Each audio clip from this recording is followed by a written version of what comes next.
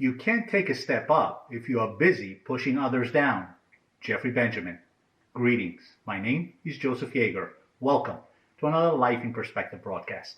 My objective is to provide thought-provoking discussions so you can optimize your perspective on life.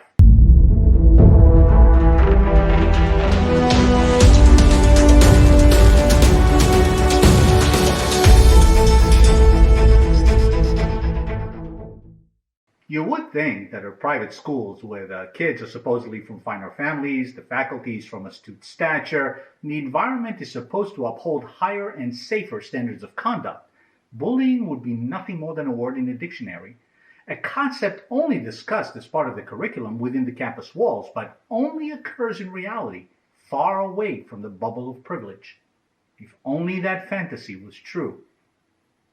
When I first entered the gates of my new school in Durban, South Africa, I thought I had just arrived in heaven.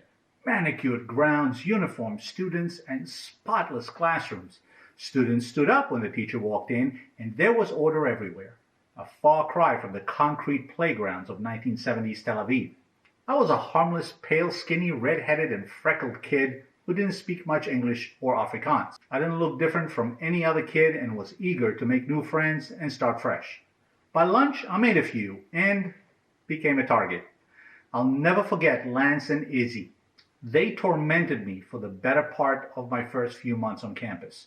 Lance was a physical bully and Izzy was a host of verbal abuse.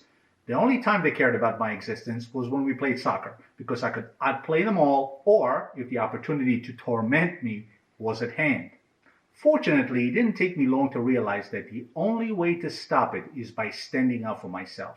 I hated confrontation, and still to this day, but I had enough. And it was all over, we all ended up being friends. I only wish all bullying stories had a similar happy ending.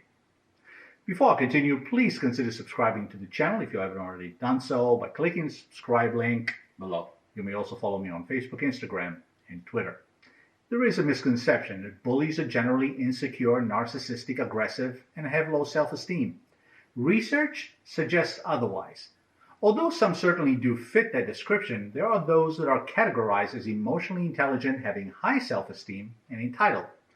Unfortunately, they're using these potentially productive traits in a destructive fashion.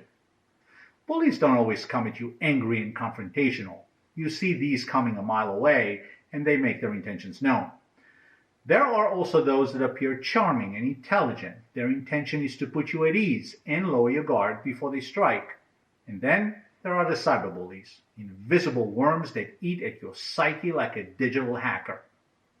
Either way, victims of bullying may experience a lifetime of psychological side effects such as depression, PTSD, anxiety disorder, substance abuse, and difficulty trusting others. Bullies, believe it or not, suffer long-term effects too, such as spousal and child abuse, antisocial behavior, and substance abuse.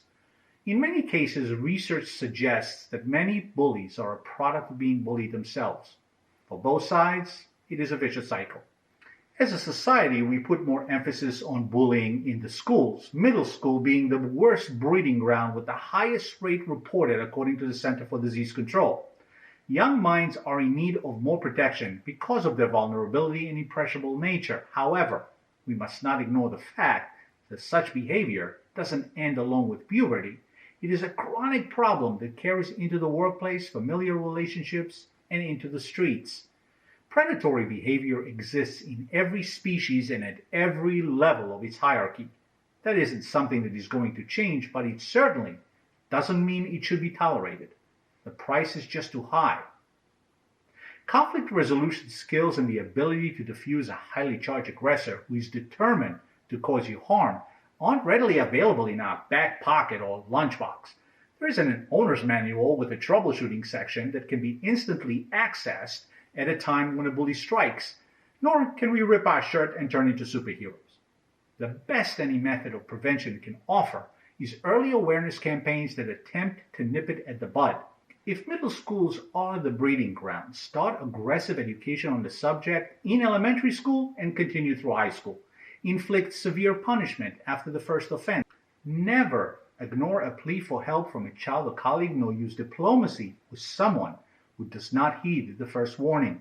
In my opinion, everyone deserves the benefit of the doubt, a second chance, and an opportunity to reevaluate their behavior. After that, I advocate staunchly for zero tolerance. Some are bullied where they should feel safe the most, at home. The daily stories of parental abuse break my heart.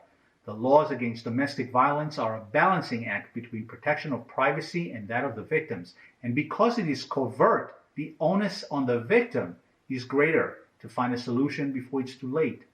I'm not here to tell you what you don't already know, but rather to continue to keep the issue in the forefront of social awareness. No one should fear walking to and from school, the workplace, or in the neighborhood streets, not to mention in their own home. Stronger measures should be exercised to make bullying a nuisance at best.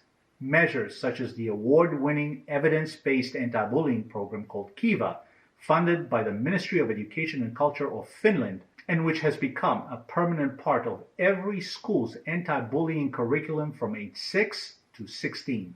Several countries have adopted the program and have reported as much as a 55% reduction in bullying cases after the first 12 months of implementation. Everyone is involved: parents, teachers, children, and certified trainers. I was astonished and encouraged at the data collected over the decades of research upon which the program was built. I included a URL in the description for those who may be interested in reading about it. That which doesn't kill you may indeed make you stronger, and unfortunately, that isn't always the outcome. However, as our friends in Finland clearly demonstrated, where there is a will, there is a way. And when we pull each other up, we can reach every mountaintop. Please like, subscribe, and share this video, and let me know what topics you would like my perspective on in the comment section below. Thank you for watching.